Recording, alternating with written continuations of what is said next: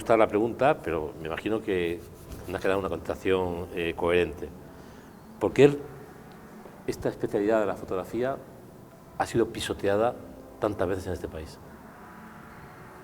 Bueno, es que en este país ha sido pisoteada en general todo lo que es fotografía documental. Porque en este país somos muy paletos, sobre todo tras la llegada de los progres. Los progres del 68 tomaron el poder en los 80. Hasta entonces esto era un desierto. La fotografía no existía. Yo cuando hice mi primer libro de fotografía en el año 80 era una cosa extravagante, no existía. Pero cuando toman el poder los progres de la generación del 68 francés, lo que quieren es parecer más modernos, modernos con L, modernos que nadie. Entonces tienen que traer, son como paletos, tienen que traer todo lo moderno que nos trae canonizado el mercado anglosajón. Con lo cual, yo recuerdo perfectamente que en el año 86 hicimos una exposición, yo hice Fuentes de la Memoria, la primera parte era el siglo XIX, y Cristina García Rodero hizo España Oculta. Las autoridades del Ministerio de Cultura de entonces hicieron todo lo posible por cargarse la exposición de Cristina García Rodero. Porque no era moderna, porque lo que nos enseñaba Cristina García Rodero era lo ritual, era lo ancestral, era la esencia de todo un pueblo, que no estaba a la altura de la modernidad que los modernos, los progres, querían mostrar al mundo. Ese fue el inicio de ese atropello de la llamada fotografía documental, que luego se ha seguido por parte de comisarios paletos, oportunistas, ignorantes, gente con muy poco criterio, que querían demostrar sus conocimientos, su talento, su preparación, sabiendo cuáles eran las líneas que venían marcadas desde fuera. Ya la fotografía documental, bueno, no existía. O sea, la fotografía documental no tenía la capacidad suficiente para entrar en las ciudadelas del arte. Y ya dentro de lo que es la fotografía documental, la fotografía de conflicto, de guerra, llámale aquí, eso ya era algo que además tampoco tenía una gran tradición en España. La tradición de fotografía documental española, que es la tradición de las guerras de África, o ese caso aisladísimo, digamos, por llamarle de alguna manera, de algún colega nuestro que ahora tiene 80 años o más, como Enrique Meneses, pues ese no formaba parte de nuestro. Lo que es muy raro es que en los años 80 aparezca gente de tu generación que sin tradición ninguna inicie un camino que ha dado una obra muy importante y que se haya impuesto, al final se ha impuesto, porque ahora mismo todas aquellas direcciones que marcaba una célebre exposición llamada Cuatro Direcciones, yo creo que han desaparecido casi todas. Pero, por ejemplo, una cosa que a mí me indigna es por qué este país, en donde llevamos más de 35 años desde la muerte de Franco, se ha tardado tanto en dar visibilidad a la fotografía en general y a la fotografía documental en particular. Partamos incluso desde cuándo hay premios nacionales de fotografía. Yo el otro día me senté con Rafael San Lobato para decirle: Rafael, para mí es indignante que tú hayas recibido el premio nacional después de mí. O sea, me parece como que yo he suplantado tu nombre. No, es que toda una normalidad. Pero yo le dije, digo, te voy a contar por qué. Si en el último gobierno de Adolfo Suárez o en el primer gobierno del señor Felipe González se hubiera establecido el Premio Nacional de Fotografía, estamos hablando de 1983, 1984, una década antes de cuando empezó a darse, los fotógrafos primeros que hubieran recibido ese premio hubiera sido Agustín Centés antes de morirse, hubiera sido Miserás, hubiera sido Catalarroca, que no lo tiene, ¿no? Y seguramente tú, le dije a Rafael, tú y otros fotógrafos de esta generación casi perdida. ¿Qué ha ocurrido? Que ahora hay una especie como de problema. O sea, gente como yo, de 50 años, que llevamos 30 años trabajando, estamos ganando los premios y os estamos casi quitando los premios a las personas de las generaciones anteriores. No, pero es porque ha habido, Gervasio, una normalidad enorme en el campo de la fotografía. Una anormalidad enorme. O sea, la fotografía española se ha hecho visible gracias al trabajo de francotiradores, de algún editor, de alguna autoridad que en Vitoria o en Huesca o en Gerona iniciaba una serie de publicaciones o de exposiciones, una cosa sin ningún sistema, nunca asumida por las autoridades culturales y menos académicas, porque hay mucho para criticar al Ministerio de Cultura, pero a la Real Academia de Bellas Artes de San Fernando o a la Universidad o a la Real Academia de Bellas Artes de Cádiz o donde sea, la fotografía no existe. De hecho, no existe todavía, en la Real Academia de San Fernando no hay una colección de fotografía.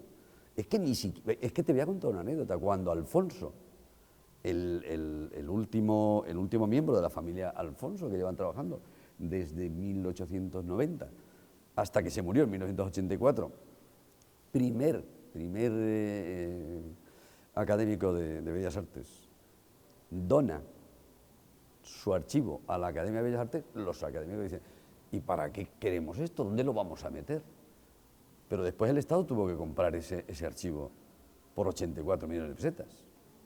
Pero es que también se lo donó al alcalde Tierno Galván, que está todavía puesto en los altares. El alcalde Tierno Galván, delante de mí, recibió la oferta de Alfonso: si usted me conserva este estudio, yo le doy todo gratis. Ni caso. O sea, la fotografía ha sido una cosa muy anormal en España, la cultura es una cosa muy anormal. Entonces, ¿qué pasa? Que cuando se hace la primera edición del Premio Nacional de Fotografía, del que yo fui jurado, yo propuse que se le diera los premios precisamente a la generación que tú dices, a la generación de Gualladó, de Miserás, Entonces, hay mucha gente joven que tiene mucha prisa, quiere ser Premio Nacional un chico de 40 años antes que Gualladó, pero que se estaban muriendo. Entonces, en esa anormalidad han ocurrido todas estas cosas. Todas estas cosas porque, bueno, en el Premio Nacional de Fotografía no hay un criterio, no se premia una trayectoria, como por ejemplo el Premio Ross, no se sabe qué se premia. Entonces, efectivamente, se están conociendo obras muy poco importantes antes que otras importantes. Ahora mismo hay una célebre fundación que hace exposiciones de fotografía que todas son buenas. Pero ¿por qué tenemos que ver ahora a Jaén cuando teníamos que haberlo visto hace 50 años o más? Es que en el campo de la fotografía todo esto en España ha sido muy anormal y sigue siéndolo, porque no hay un criterio. Y seguimos siendo, seguimos siendo paletos. Y el Ministerio de Cultura, por ejemplo, yo creo que la exposición que más dinero se ha gastado es la exposición de Nan Goldin, por ejemplo. Dice, bueno, pero ¿para qué necesitamos? Y sobre todo lo que no hace es visible la fotografía española fuera de España, que es la gran responsabilidad. Por eso yo creo que la fotografía española vive en un estado... A mí me pasó una cosa muy curiosa. Cuando se presentó la colección de la Fundación Telefónica, yo fui invitado, de una manera, yo era una especie de outsider allí, invitado, yo no tenía que estar allí, pero estuve. Por una serie de casualidades, estaba allí dentro. Y cuando las personas que habían hecho la presentación presentaron la obra, había 3 comisarios importantes, conocidos, y había un montón de gente de galerías que se estaba presentando, no a la prensa, sino a un grupo de galeristas. Estaba pues, el Galear, estaba Fondemora, estaba una serie de personas. Yo recuerdo que levanté la mano, yo era la outsider, y pregunté, disculpe, ¿cómo es posible que la Fundación Telefónica haya reclutado imágenes a precio de oro en algunos casos? Se pagaron bastante dinero por algunas imágenes de fotógrafos alemanes y americanos. Solamente había un español, que era una pareja, Bleda y Rosa. No había prácticamente fotografía de ningún otro. Eso era el tronco central de la fundación, eso era americano. Y alguien me dijo allí, evidentemente con nombre y apellido, que eran los clásicos de la fotografía. Digo, sí, pero si la Fundación Telefónica en el año 2005-2006 tiene que hacer una exposición, una colección mimética de las colecciones alemanas o americanas que se hicieron hace 30 años, a estas alturas, pues oye, no sé, los alemanes tiran de los alemanes, los franceses tiran de los franceses. Yo no digo que hay que caer el papanatismo de al final que la Fundación Telefónica solamente compre obra española, ni mucho menos, pero en el año 2005 hacer una colección mimética de las colecciones alemanas de hace 30 años me parecía un poco ridículo. Eso es parte de lo que decimos. Y recuerdo que hubo bastante debate y algunas personas que se sintieron ofendidas por Es que somos unos paletos. Hay unas conversaciones extraordinarias que yo recomiendo a todo el mundo, que son las conversaciones de Brassai con Picasso en el París sitiado de la Guerra Mundial, que le decía: lo que más valoro en tu trabajo es el componente testimonial que te proporciona el instrumento de trabajo que usas, que es la cámara.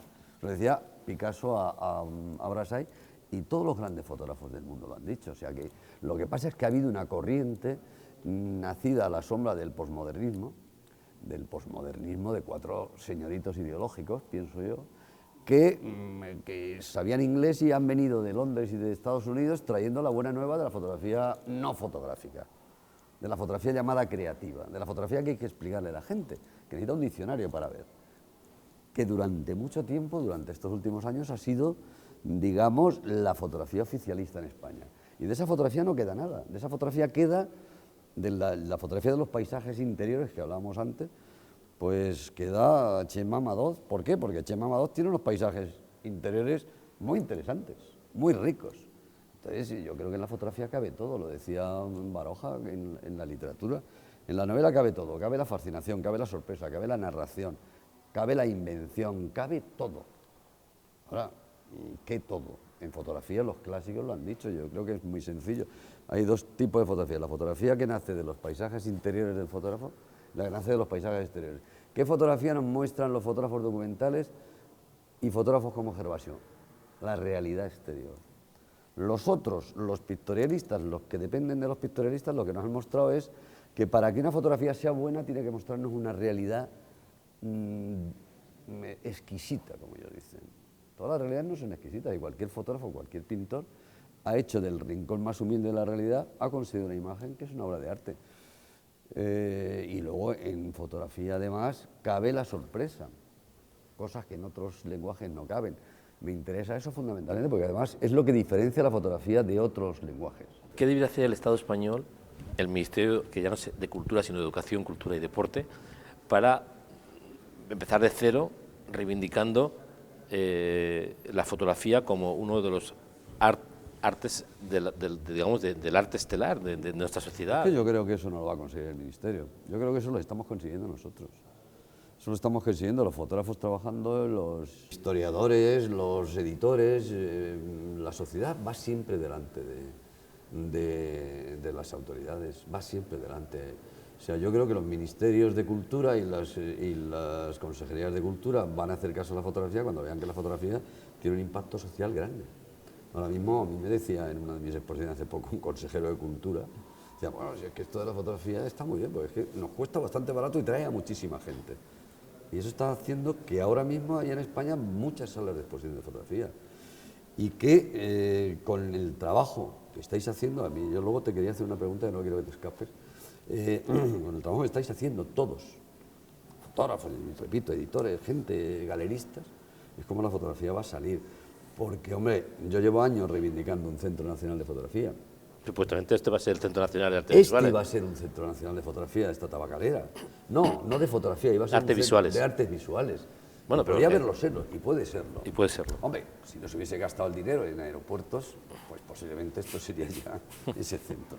Perdona, yo es que vuelvo a redir. Gervasio es que no tiene por qué ser artista. Artista, yo recuerdo una obra famosa de Conchita Velasco que decía, mamá, quiero ser artista. A partir de Conchita Velasco todo el mundo quiere ser artista. El gran problema de la fotografía española, de verdad, para mí, es que todos quieren ser artistas. Ya a los fotógrafos españoles no les gusta que le llamen fotógrafos.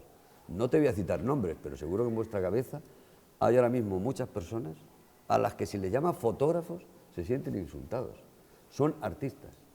Eso no quiere decir que no se metan en este depauperado territorio de la fotografía para llevarse los premios de fotografía, a pesar de que no son fotógrafos. Pero esto es otra cuestión. El fotógrafo ya no hace fotos, ya no es fotógrafo, es artista, ya no hace fotos, hace piezas, hace obras. Esto fue estos años, se ha vuelto ya a la normalidad. Hace instalaciones. Instalaciones, performance. No, la fotografía es otra cosa. Y yo, desde luego, eso es una cosa artística que a mí no me interesa. Pero no conozco ningún fotógrafo importante, y te voy a citar, ni Massat, ni Castro Prieto, ni Cristina García Rodero, ni Isabel Muñoz, ni Gervasio Sánchez, que vayan de artistas por la vida. Es más, cuando le dice artistas, se ríen un poco. Yo hago unas excepciones. Con algunas excepciones. A mí, yo te pongo mi ejemplo, eso sí que es verdad, que quiero reivindicarlo. A mí me presentó Rafael Doctor al Premio Nacional de Fotografía.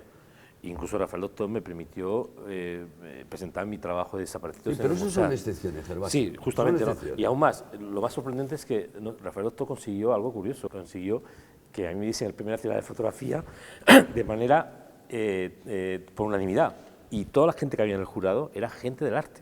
Estaba la conservadora de Reina Sofía, estaba la ex directora de Arco. O sea, había gente que no tiene nada que ver con el fotoperiodismo. Incluso alguien irónicamente dijo, por eso te lo han dado por unanimidad, porque no había ningún jurado del fotoperiodista. Y también es cierto, el fotoperiodismo en este país ha sido diezmado también por los propios fotoperiodistas, porque ha habido situaciones de muchos celos, gente en puestos claves mediocres en muchos casos, hombres y mujeres mediocres, que se han dedicado a destruir la obra del compañero, a evitar que el compañero subiera, porque evidentemente si el compañero hacía mejores fotos se iba a notar muy bien sus defectos y sus limitaciones. Y esto es importante tenerlo en cuenta.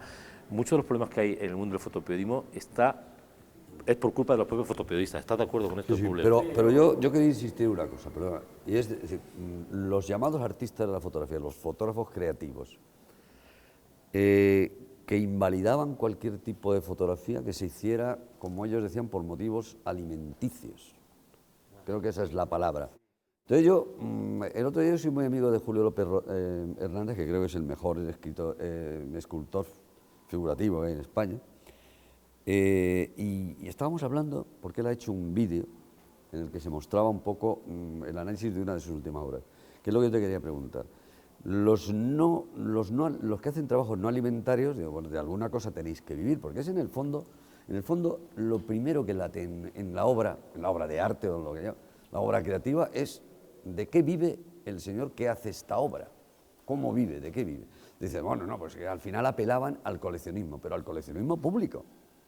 O sea, la fotografía llamada creativa siempre ha apelado al coleccionismo público. En el momento que el coleccionismo público se acabó esa fotografía. Entonces, estamos en el campo de la fotografía creativa. Y es lo que yo te quería preguntar ahora. En el vuestro, o sea, en tu caso, una obra nace cuando alguien la concibe, cuando alguien se la encarga a quien la va a hacer, luego cómo se realiza, cómo se monta, cómo se edita y cómo se vende. Y en tu caso, es decir, ¿cómo ha sido posible que esta obra de 25 años esté aquí colgada? Mira, en mi caso ha sido un largo viaje muy de grandes incertidumbres, de grandes momentos, digamos, de silencios, o sea, de momentos incluso en los que yo sabía que tenía un buen trabajo, pero no tenía dónde exponerlo. O sea, yo recuerdo todavía cuando yo... No, pero ¿cómo lo haces? ¿Cómo nace la iniciativa de ir con la cámara a países lejanos que exige exige una intendencia que a su vez exige dinero? ¿Cómo nace eso? Bueno, dinero poco, porque yo siempre he viajado con muy poco dinero, ¿no? Bueno, a mí me interesaba cuando era muy joven, yo hice periodismo porque quería viajar. Y cuando era muy joven, tenía 14, 13 o 12 años, no me acuerdo, coleccionaba sellos, no, sí que me acuerdo, tenía 11, 12 años, coleccionaba sellos, y yo quería viajar. Y pensé que para viajar solamente había dos posibilidades, o ser piloto de avión o ser periodista. Y yo, mis compañeros, mis amigos, de los 14, 15 años me dicen, tú eras el único que ibas al instituto con un periódico. Era verdad que era deportivo, además era el mundo deportivo porque vivía en Barcelona, pero iba con un periódico y siempre quería ser periodista. Y de hecho, desde el principio yo tenía claro, mientras que mis amigos no sabían qué iban a hacer, yo quería ser periodista, para viajar. Y de hecho, hice periodismo para viajar. Y rápidamente en la universidad, mis primeros amigos que me hice en la universidad los primeros años me decían, desde el primer momento tenías claro que querías viajar al extranjero para cubrir conflictos armados. Y ahí empecé. Al principio quizás como una aventura, pero después me di cuenta de que esto te obligaba a tener razones de peso para estar ahí, porque ir a una guerra por la aventura, o por ganar premios, o para ser famoso en el barrio, en el barrio de la esquina de tu casa, pues no, el nivel de violencia y de dificultades es tremendo. Y ahí fue como empecé. Entonces, yo al principio hacía fotos en color, como las que están aquí, porque era la manera, las fotos en color iban a los colorines, a las revistas de color, incluso se podía publicar en blanco y negro. Y por eso me dedicaba al color, diapositivas. Cuando conseguí comprarme una segunda cámara, con mis ahorros, empecé a meter negativo TX, porque alguien me dijo, el TX es el mejor. Y tiraba fotografías sin motor. Y mis primeras fotografías de Sarajevo en blanco y negro están tiradas sin motor. De hecho, mi libro de Sarajevo, que publiqué en el año 94, tiene 16 fotografías que es un solo disparo. No hay más. Ese disparo. 16 fotografías de 74. Perdón, de 76. Estamos hablando de un alto porcentaje de fotografías de un disparo, cuando hoy día cualquier muchacho le pega al rafagazo y salen no sé cuántas miles de fotos, ¿no? Entonces ahí empecé a hacer una serie de trabajos. Ahora me dicen, por ejemplo, Es que hay fotografías que un día estarán o están en los museos. Te juro que yo, la fotografía de la Biblioteca de Sarajevo, lo he contado en alguna ocasión, salió por una gran cagada mía. Para que esa fotografía apareciera, primero me tuvieron que robar mi equipo, después me tuvieron que romper el fotómetro. 2 semanas más tarde, yo entré a la Biblioteca de Sarajevo porque estaban bombardeando la ciudad. Y me metí a la Biblioteca de Sarajevo para esconderme de las bombas. Y estaba ahí un ratito tranquilo, sin ser alcanzado por el fuego que estábamos, de los proyectiles que estaban tirando. Tomé unas fotografías de la biblioteca, además era junio, pero hacía frío en Sarajevo, y al salir me di cuenta que había cagado la exposición, no tenía mi fotómetro de mano y había medido mal la exposición, me fijé que había puesto mal el asa y volví a entrar de nuevo corriendo porque tenía mucha prisa y me encontré las de luz. O sea, si no ya sé porque me roba, me asalta, me rompe el fotómetro y la cago, no hago esa exposición. Cuando me dicen, es una obra de arte, es una fotografía que va a estar en un museo, yo digo, sí, pero quiero que sepáis, igual Bueno, el currículum de esta fotografía no se merece estar en un museo. No, es que es así, es que muchas de las fotografías son, al final hay una sorpresa. Una sorpresa, momentos curiosos que es ocurren. algo que no cabe en otro lenguaje. Sí, es verdad. Y eso provoca muchas veces situaciones en las que uno, de alguna manera, se sorprende, ¿no? Cuando te dicen, esta fotografía, qué maravillosa que es. Yo digo, por ejemplo, Vidas Minadas, ahí coges la fotografía de Alía y con su madre. Si no hubiera habido un proyecto de Vidas Minadas en el que yo llevo 17 años, esa fotografía no existiría. Una cosa importante, tienes que verlo. Alguna vez me han preguntado, dice, ¿esto es arte o es fotografía? ¿Esto es arte o es fotoperiodismo? Yo digo, ¿cómo puede ser arte una fotografía que yo hice bajo las bombas? Pero bueno, es absurdo. Pero ¿sabes lo que decía Siana cuando le preguntaban si la fotografía era arte? Dice, yo no sé si la fotografía es arte o no, pero si no es arte, peor para el arte, ¿entiendes? Y yo suscribo absolutamente eso. Es maravillosa, ¿sabes? Porque claro, dices, este es un debate que a mí